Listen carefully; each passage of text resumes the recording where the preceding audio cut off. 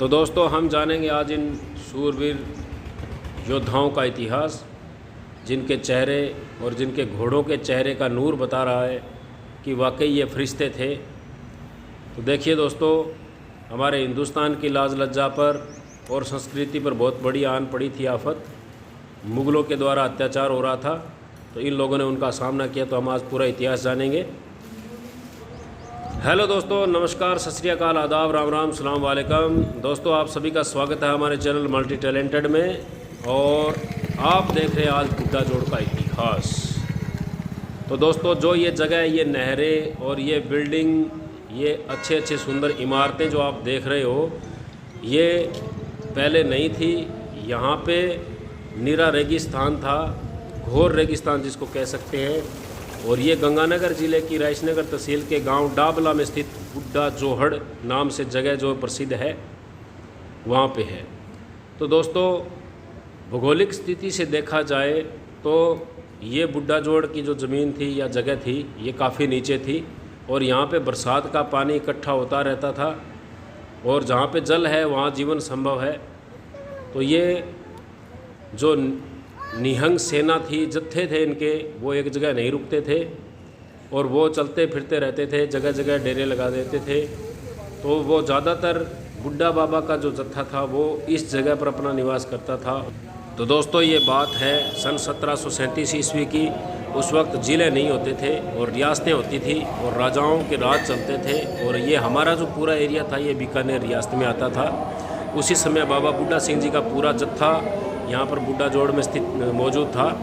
तभी तरन तारण के नज़दीक गांव कल्ला के निवासी भाई बकाला सिंह जी आए थे, और उन्होंने आकर के उन्होंने पूरा अमृतसर गुरुद्वारे का हाल सुनाया कि बाबा उस जगह पर कोई मस्सा रंगड़ नाम का कोई मुग़ल आया हुआ है, और उसने सूबेदार के कहने पर गुरुद्वारे के अंदर शराबों और मीटों का दौर चला रखा है और वेश्याओं का गंदा नाच नचा रहा है, यानी कि बहुत बड़ी अनादरी कर रहा है, गुरु घर की बहुत ही ज़्यादा मतलब बेइज्जती कर रहा है वो।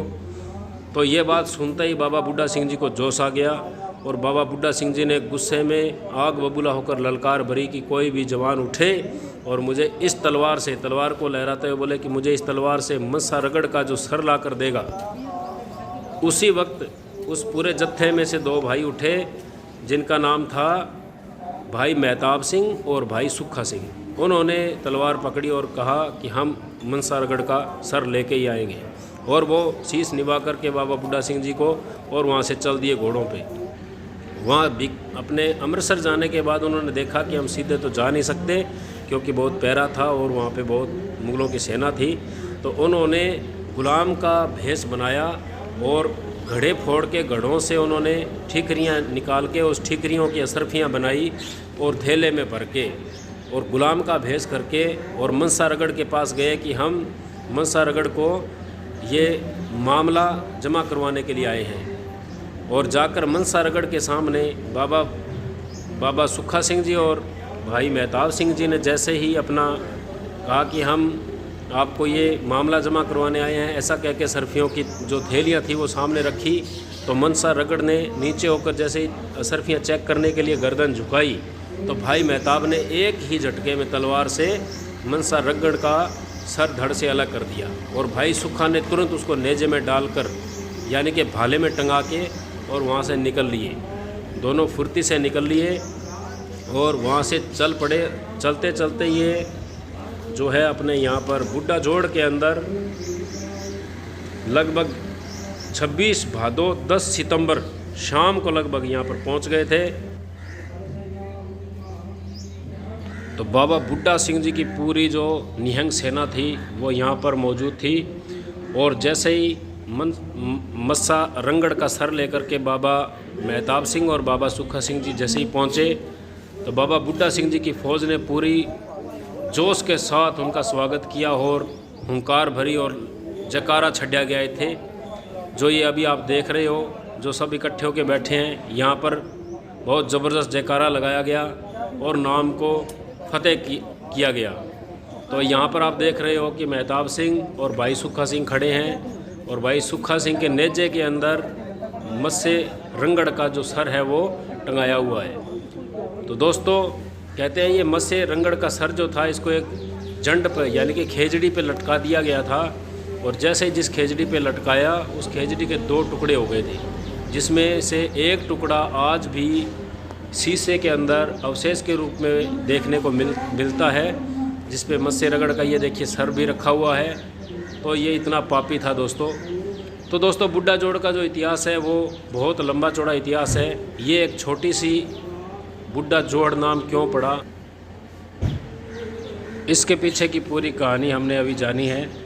तो दोस्तों यहाँ पर बरसात का पानी भरा होता था और ये जोड़ का रूप रहता था इसका, और बाबा बुड्ढा सिंह जी का पूरा जत्था अपना पूरी सेना के सहित यहीं रहता था। तो बाबा बुड्ढा सिंह जी का नाम और इस जोड़ के नाम को जोड़कर यहाँ पर इसको बुड्ढा जोड़ नाम से जाना जाता है। और ये बहुत ही प्रसिद्ध जगह है दोस्तों, बहुत ही प्रसिद्ध गुरुद्वारा है ये। और इस गुरु घर के अंदर 24 घंटे सेवा जो है, लंगर पानी चाय रोटी सब की जो सेवा चलती रहती है दोस्तों। और यहाँ पर बहुत ही ज़्यादा मात्रा में, मैं गिनती तो नहीं बता पाऊँगा, कमरे बने हुए हैं। अगर कोई भी अतिथि बाहर से आते हैं या कोई श्रद्धालु आते हैं तो उनको रहने के लिए पूरी व्यवस्था है, खाने पीने की पूरी व्यवस्था है, और किसी भी प्रकार की कोई असुविधा नहीं होती है दोस्तों। और बहुत ही सुहावनी जगह है, बहुत ही सराहनीय जगह है ये। तो आप कभी भी अपने जीवन में मौका मिले तो एक बार बाबा बुड्ढा सिंह जी के बुड्ढा जोड़ गुरुद्वारे के अंदर ज़रूर पधारें और दर्शन करें बाबा जी का। और दोस्तों बुड्ढा जोड़ का इतिहास बहुत लंबा चौड़ा इतिहास है।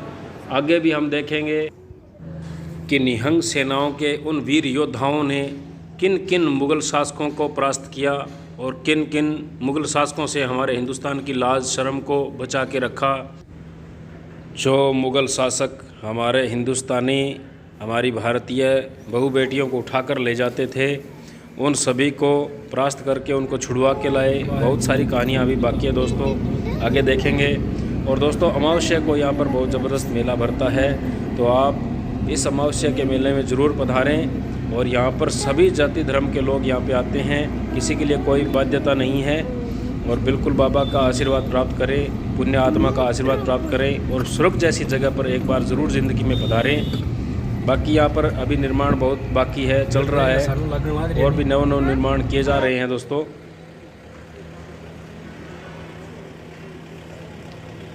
तो साथियों अब मिलेंगे एक नए वीडियो के साथ, तब तक के लिए लेते हैं इजाज़त। आप भी अपना ख्याल रखें और आप खुश रहें। तब तक के लिए जय हिंद, जय भारत। बोले सो निहाल, सत श्री अकाल।